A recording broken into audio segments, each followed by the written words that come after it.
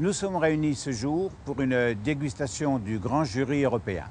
Vous ne verrez jamais dans les revues de vin qui sont financées par la publicité un comparatif entre des premiers crus classés et des vins de crus bourgeois, crus artisans qui sont des petits vins, comme je dis entre parenthèses, au point de vue réputation, au point de vue marque, mais qui font des vins d'une grande qualité gustative. Le sommelier-chef va décapsuler toutes les bouteilles, va les ouvrir une après l'autre et M. Durion va vérifier que le millésime marqué sur le bouchon correspond bien au millésime qui est marqué sur l'étiquette.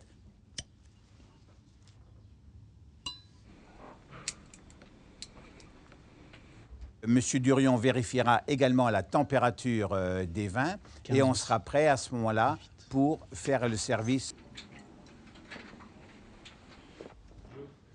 15 dégustateurs de très haut niveau ne peuvent pas se tromper en même temps sur le même vin le même jour.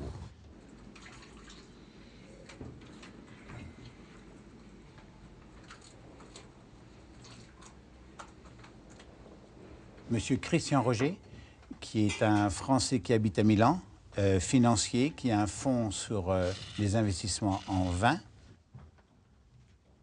Orazio Vagnozzi, qui est le patron pour l'Italie de KPMG, série Grand Amateur. Laurent Violette, le créateur de ces verres, un jeune plein de promesses, un spécialiste des vieux millésimes, qui est négociant à Bordeaux. Jean-Pierre Giraud, directeur commercial de la maison Taranceau, qui fait un peu la Rolls-Royce de la barrique en France. Et Michel Béthane, le critique français qui est connu de tous les amateurs et de loin, et même largement au-delà de la France. Jacques Perrin, qui est suisse, négociant, journaliste, professeur de philosophie. Wilfried von Grob, professeur à Columbia University. Kevin Sheen, qui est un informaticien, qui travaille beaucoup avec le gouvernement américain. Bernard Burchi, qui est statisticien, professeur dans les grandes écoles, et qui écrit très régulièrement dans Le Figaro. Philippe Bourguignon, directeur du restaurant Laurent où nous sommes. Abidur, un luxembourgeois. Caroline Nautin, qui travaille dans le négoce à Bordeaux. Mariam, qui est une dégustatrice journaliste danoise qui habite à Barcelone. Olivier Poussier, meilleur sommelier du monde.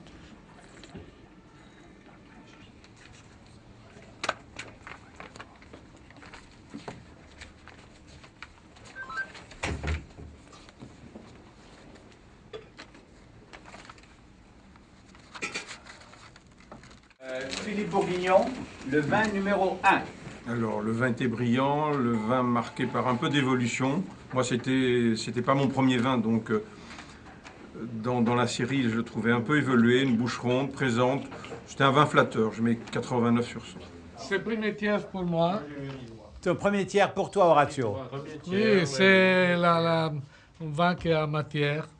Belle matière qui t'a plu. Okay. Un vin marqué beaucoup par les épices, je trouve. Marqué par les épices, oui. Beaucoup de poivre gris là-dessus, sur ce truc-là. On est avec Pétrus. Pétrus 2001. Pétrus du commerce. Tu sais que c'est une légende qui existe sur Bordeaux, comme quoi il y aurait deux Chaque fois que je le goûte chez les Mouex, il est parfait. Et chaque fois que je le goûte chez Michel Roland, il est parfait. C'est quand même une bouteille à 1400-1500 €. Hein. Merci. Bernard Burchi, vin numéro 2. Il y a un nez intense, c'est boisé, c'est souple, c'est bien tenu par les tanins. Il y a un tout petit creux que j'aime pas trop, c'est pas très long, il y a d'un joli fruit, donc un vin très bien. On est à Ozone.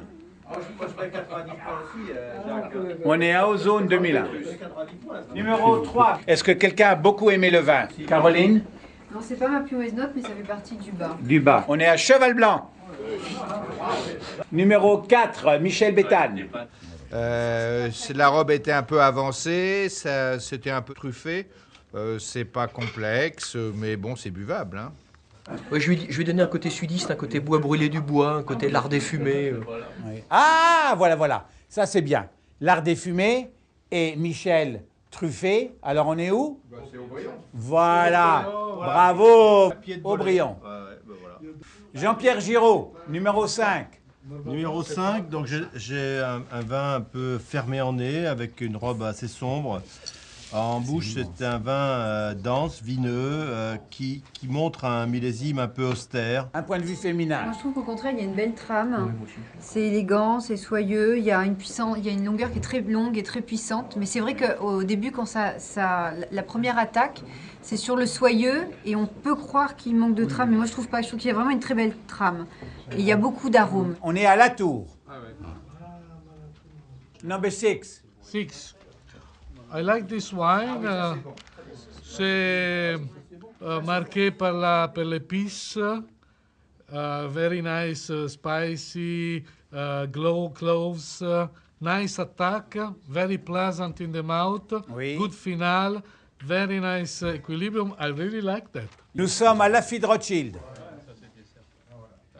Mariam. Number 7. Number 7 was not one of the best wines for me, but in the first third, I find it with a very intense, attractive red nose with a lot of spice, the eucalyptus. I find it with a very good fruit and a nice freshness on the palate that I found lacking in some of the other wines. I would have wanted to have a little bit more depth on the palate, and I found it finished too much oak tannins, but I guess it's a matter of time. On est à Mouton Rothschild. Numéro 8, Abidur. Ça, c'est un vin qui me rappelle un peu le vieux style des vins de Saint-Émilion. C'est un vin que je note moyennement. Il est dans mon milieu. I like this wine. I find it very persistent, very salty, elegant, long on the palate, a little bit austere, a little bit dry, but I love that. La Mission Brion. Numéro 9, Christian Roger. C'est un des vins qui m'a le plus posé de problèmes. J'ai dû le regoûter plusieurs fois. Je sais pas, j'arrivais pas. C'est un nez de café, une attaque qui au départ était un peu acide. En milieu, c'était un peu mince. À la fin, ça se gonflait, ça devenait presque trop lourd. C'est un vin difficile à noter. Je sais pas, j'ai mis ça dans le haut de mon troisième tiers. Le style nadalier, ça, avec beaucoup de... au niveau du tonnelier, ça ressemblerait plutôt à Château Margaux. Bravo, tu l'as trouvé, c'est Château Margaux. Numéro 10. Ce qui est impressionnant avec ce vin, c'est la capacité à avoir conservé son fruit et sa couleur aussi jeune et aussi dense. Voilà, il a une jeunesse. Avec une vinosité que les autres n'avaient pas. Et il l'a toujours, extrait. Et il a toujours. Il a une matière hyper agréable. Une matière hyper agréable, plein de plaisir. Kevin, il est juteux. Well, this actually was my favorite wine. Since this was double blind, I almost thought it was like Pinot Noir. It has just beautiful fragrance, great concentration, great palate, very silky. I love the wine, and I give 96. Highest score. Sa meilleure note à Kevin. Ouais, c'est l'Angélus ou quoi? Non. On est à Régnac. On est à Régnac. Un vin à 14 €, alors que mon Pétrus était à 1300 et quelques, même plus.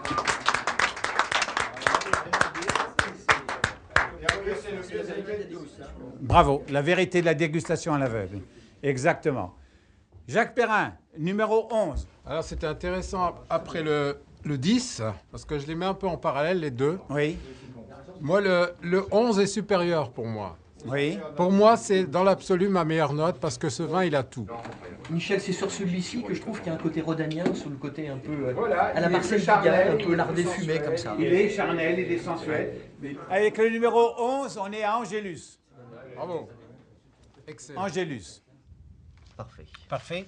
Alors maintenant, on va prendre Béthane. Voici les résultats de la dégustation à l'aveugle des Grands Bordeaux 2001. Premier, Angélus. Deuxième, Régnac. Troisième, Lafite Rothschild. Quatrième, Latour. Cinquième, Ozone. Sixième, Mouton Rothschild. Septième, La Mission Brion. Huitième, Pétrus. Neuvième, Aubryon. Dixième, Margaux. 11e, Cheval Blanc.